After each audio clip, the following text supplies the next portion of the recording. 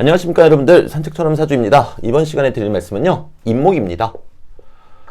제가 시리즈물로 연재할 줄은 몰랐는데요, 묘목부터 시작했던 것이 어느덧 축토까지 와버려서 이왕 이렇게 된 거 제일 마지막이 임목이 됐습니다. 이것도 역시 의미를 찾으려면 찾을 수가 있겠죠. 네, 그래서 거두절미하고 임목에 대해서 시작하도록 하겠습니다. 우리가 임목 그러면 제일 먼저 버려야 되는 편견이 있습니다. 봄이다. 네, 엄밀히 말하면 봄인 건 맞습니다.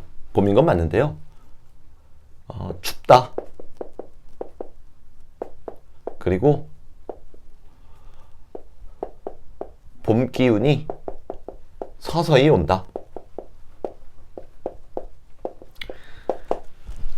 계절적으로 생각해봐도 저희가 알 수 있는데요, 인월은 양력 기준으로 2월입니다. 2월은 대단히 춥습니다. 네, 그리고 2월이 끝나고 이제 3월 초가 돼서야 서서히 봄 기운이 오기 시작합니다. 이 지장간 안을 보면요, 무토가 있고요, 그리고 병화가 있고요, 그리고 간목이 있습니다. 자, 이 무토가 지난 계절에 2월이기 때문에 겨울 기운을 그대로 담고 있습니다. 그래서 춥다라는 거죠. 자, 그리고 병화의 쓰임새는요, 겨울의 추위를 끝내는 것입니다.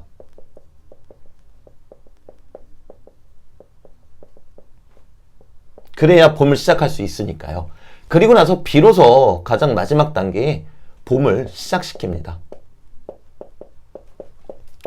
그래서 저희가 임목을 보고 봄이다 또는 그냥 단순히 나무다 이렇게 생각하시면은 잘못된 판단을 하시게 된다는 거죠.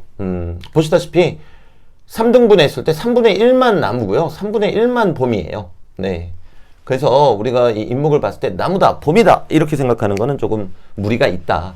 하지만 임목은 춥지만 그 안에서 겨울의 추위를 끝내줄 화기운이 강하게 자리를 잡고 있고, 그리고 나서 나무의 기운으로 드디어 간다 이렇게 보시면 되겠습니다. 이 얘기인 즉슨 추월의 봄을 기다렸지만, 그래서 봄이 왔지만 아직은 춥다라는 거죠.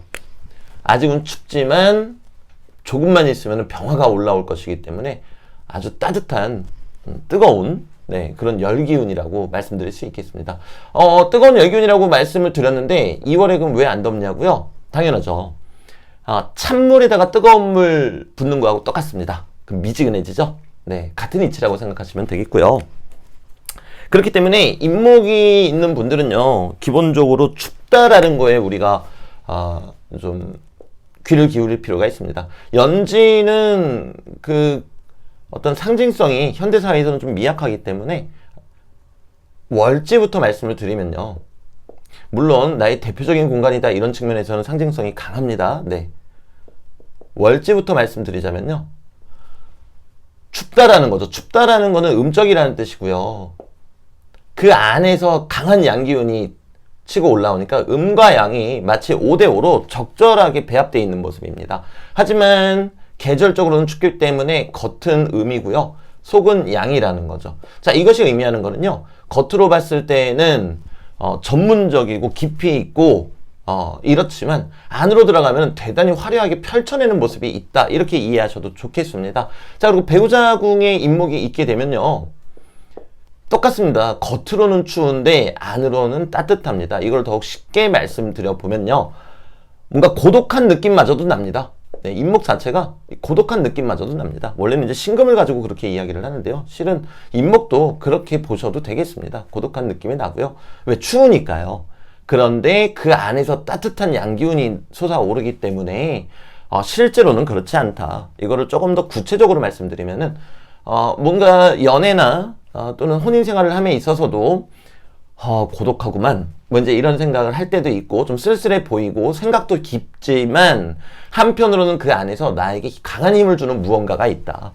그래서 내가 내 아내, 내 남편을 보면서 고독하다, 인생은 이런 걸까 이렇게 생각을 했다가도 저 사람 덕택에 내가 이렇게 살아가고 있는 거고, 저 사람 덕택에 내가 오늘도 이렇게 일어나서 출근을 씩씩하게 할 수 있겠구나 이렇게 생각을 한다라는 거죠.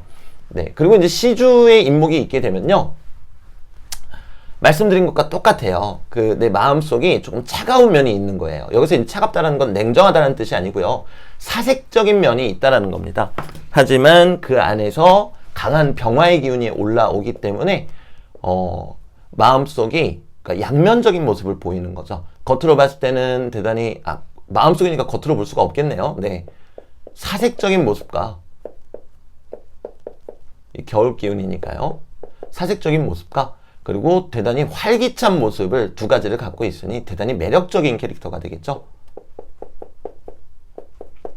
그래서 인목이 있으신 분들은요, 본인들은 모르실 수 있겠지만 어떤 양면적인 모습을 가지고 있다라고 생각하시면 되겠습니다. 여기서 이야기하는 그 양면적인 모습이라는 거는요, 나쁜 의미가 아니고요. 이 사람은 한편으로는 대단히 사색적인 모습이 있지만 한편으로는 아주 활기차고 애기 같은 모습도 가지고 있구나. 왜 애기 같은 모습이 있겠습니까? 간목도 있으니까요. 그러면 정말 매력쟁이가 되는 거죠. 인중에 무토는 겨울 기운이니까 사색적인 모습을 담당하겠고요. 병화는 씩씩하고 활기찬 모습, 그리고 간목은 그 와중에 또 아기 같은 모습. 네, 거의 뭐 매력의 팔색조 아니겠습니까? 네, 그래서 기본적으로 인목을 보실 때 제가 지금 말씀드리고 싶은 거는 나무다 이렇게 보지 마시고 춥다 하지만 그 안에서 양기운이 올라온다 이렇게 봐주셨으면 하는 것입니다. 그렇기 때문에 삼합을 만들 때에도 인목은 결국에 인, 오, 술, 화국의 운동을 하는 것이죠. 이렇게 화국의 운동을 하는 이유는 아까 말씀드렸다시피 이 병화가 양간으로서 존재하기 때문입니다. 왜? 양간은 어떠한 세력을 밀어주는, 푸시해주는 힘을 가지고 있잖아요. 그러다 보니까 이 오화의 병정화와 서로 만나게 되고요. 그리고 이 부분이 술토에 들어가면서 이제 안정화 작업을 거쳐서 서서히 마무리되는 이런 뭐 다이아몬드 편대죠. 네. 이런 모습을 보인다. 이렇게 말씀드리면 되겠고요. 그래서 인목을 보실 때는 저 같은 경우는 나무이기도 하지만 먼저 생각하는 게 화기운을 떠올립니다. 인목을 봤을 때는요. 물론 사주 원국에 어떤 분이 인진이라던가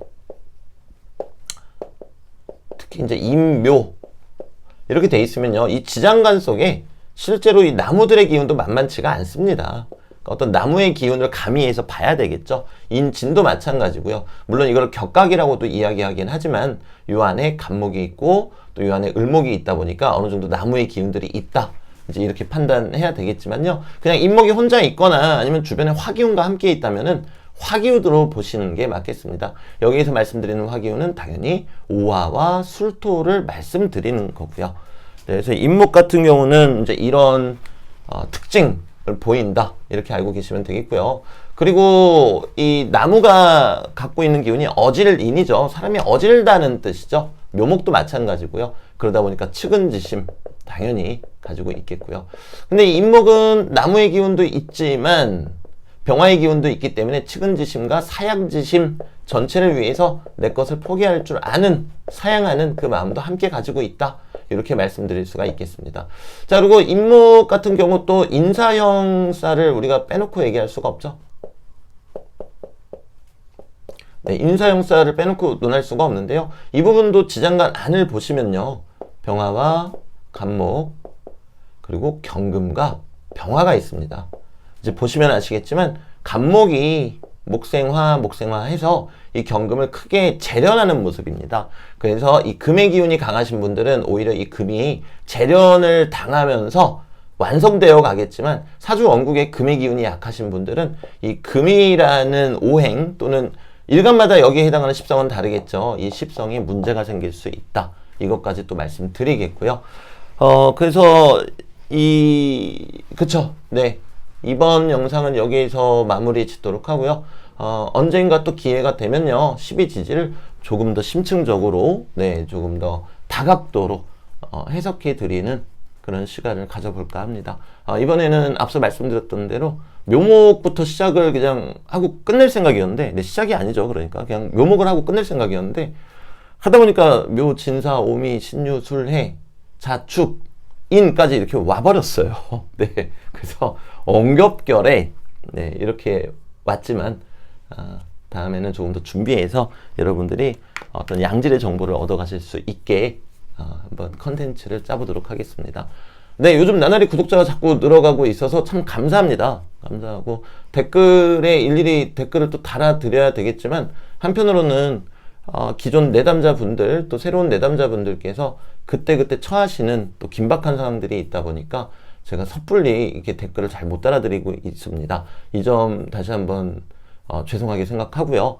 그래도 여러분들께서 달아주시는 소중한 댓글 다 읽어보고 있습니다. 그래서 다시 한번 감사드린다고 네 이렇게 인사드리고 싶었습니다. 네, 이만 가보도록 하겠습니다. 감사합니다.